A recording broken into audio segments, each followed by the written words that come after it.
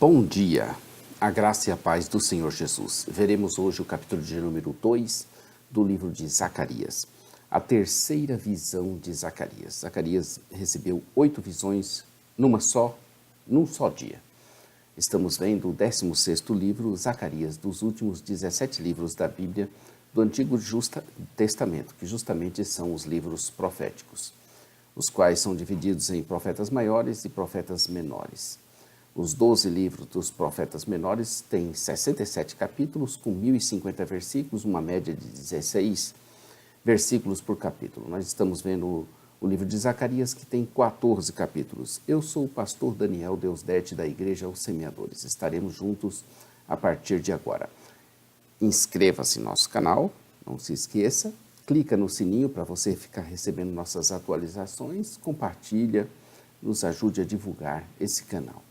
Estamos estudando, com a ajuda da nossa Bíblia de Estudo de Genebra, o livro de Zacarias, cujo pano de fundo histórico é o mesmo de Ageu, sendo que a ênfase de Zacarias não era somente a reconstrução do templo, como vimos em Ageu, mas ele também encorajava o povo quanto a Jerusalém ser o local num futuro de médio prazo para o reino de Deus. Estamos na primeira parte e no segundo capítulo. A primeira parte, as profecias com aplicação imediata, continuação. Como já dissemos, desde o primeiro versículo até o capítulo 8, estaremos vendo as profecias que foram entregues aos primeiros a retornarem do exílio, enquanto lutavam com o desafio de reconstruir o templo. E assim dividimos em 5 sessões. Nós estamos na terceira sessão, que são as 8 visões noturnas. Como já falamos, essas são as 8 visões noturnas que Zacarias recebeu a respeito do que Deus faria com relação às dificuldades que os que retornaram teriam de enfrentar. Assim também nós dividimos em 8 partes. Então vejamos, um homem com um cordel de medir. Essa é a sua terceira visão, a de um homem com um cordel de medir. Esse capítulo trata-se do bem-estar e do futuro de Jerusalém.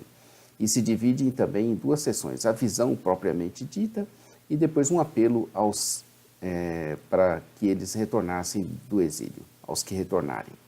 A visão. A terceira visão de Zacarias descreve um homem com um cordel de medir. Ela reforça que Deus protegeria o seu povo com a sua própria presença pessoal. Os muros de Jerusalém provavelmente ainda não haviam sido reconstruídos e a cidade estava sujeita ao ataque de bandos nômades. Assim, essa afirmação da proteção de Deus chegou com uma notícia muito bem-vinda. Essas profecias se cumpririam em parte com Zorobabel e com o povo arrependido, sentindo fielmente ao Senhor, mas elas se cumpririam plenamente apenas em Jesus Cristo, o grande filho de Davi. O cordel de medir era um instrumento que simbolizava a reconstrução da cidade no retrato feito por Jeremias de uma Jerusalém restaurada. Em sua visão, Zacarias tinha visto o homem segurando uma corda de medir e lhe perguntou aonde iria, e o anjo lhe respondeu que iria medir Jerusalém em seu comprimento e em sua largura, e se retirou da sua presença. Mas um outro anjo foi ao encontro do anjo que tinha falado aquilo e mandou voltar e corrigir a informação. Era para ele dizer que Jerusalém seria habitada como uma cidade sem muros, por causa da multidão de seus habitantes e rebanhos. Zacarias e outros profetas do Antigo Testamento previram a restauração pós-exílio como um período em que Jerusalém seria o centro de adoração para as nações, e assim a cidade transbordaria de pessoas com as multidões de homens e animais. Ao invés de muro físico, o Senhor é que seria o seu muro de fogo ao seu redor, ou seja, a proteção da cidade, porque uma das funções do muro é proteger a cidade. Salmo 127. O dia da restauração foi retratado por Zacarias e Isaías como o segundo êxodo, com a figura do pilar de fogo. Isaías 4, versos 5 e 6. Da mesma maneira que Deus já havia protegido Israel dos seus inimigos, ele novamente guardaria a nação contra os seus opressores. O apelo aos que retornaram do exílio. As bênçãos da visão anterior de Zacarias foram oferecidas ao seu público original, Nessa seção do capítulo, o profeta dirigiu-se tanto aos judeus que estavam na Babilônia como aos que estavam em Jerusalém. Os que estavam na Babilônia, ele começa dizendo, na NVI traduzida como atenção, que seria uma espécie de chamado ao povo. A essência do chamado de Zacarias era de que o povo voltasse e começasse a cumprir o que Deus havia prometido. Fora o Senhor mesmo que os espalhara.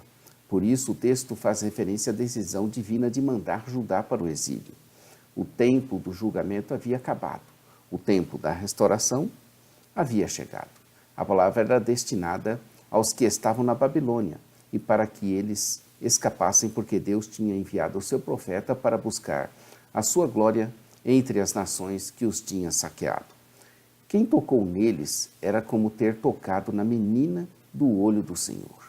Essa expressão poética é usada somente aqui e em Deuteronômio 32, no verso 10. Nas duas referências, ela expressa o profundo cuidado e amor de Deus pelo seu povo. Nós, como seu povo, somos somos a sua propriedade particular. Êxodo 19:5, Deuteronômio 7:6. Pedro falou de um povo de propriedade exclusiva de Deus. Confira aí em 1 Pedro 2:9. Aos que estavam em Jerusalém, o profeta conclama a cidade de Sião para cantar e para se alegrar, porque o Senhor Deus estava fazendo dela sua morada. Ele habitaria no meio dela, verso 10. Essa promessa presumia a santificação do povo e da terra por meio do sangue da aliança.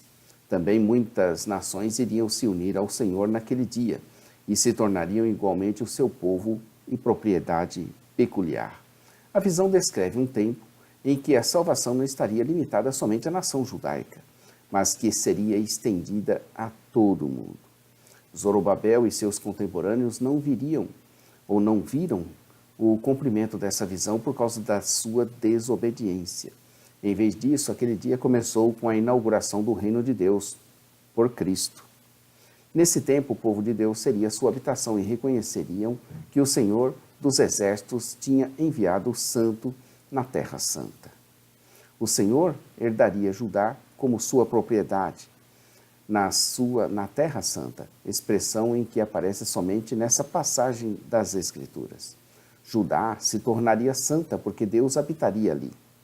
Observe que o verso 11 sugere que naquele dia a terra acolherá o povo de Deus, grandemente multiplicado, incluindo aí os judeus e também os gentios.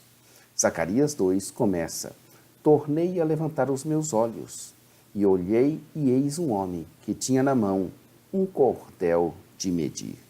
Esse é o primeiro versículo do capítulo 2 e termina com o capítulo 13, termina com o versículo 13.